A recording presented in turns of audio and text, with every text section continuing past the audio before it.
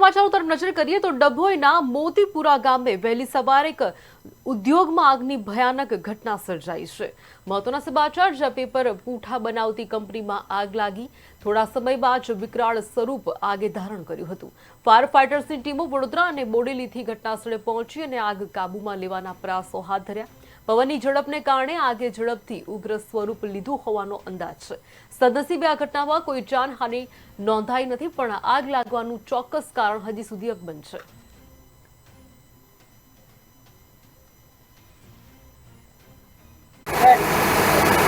Okay, control રૂમથી અમને call મળેલો કે જે ડભોઈ તાલુકાનું મોતીપુરા ગામ છે, ત્યાં પેપર મિલ છે, એમાં આગ લાગેલી છે। એટલે ERC ફાયર સ્ટેશનની ટીમ તથા પાણીગેટ ફાયર સ્ટેશનની ટીમ ઘટના સ્થળે પહોંચી અને હાલ આગળ આગ ના વધે એટલા માટે કુલિંગની પ્રક્રિયા ચાલુ છે।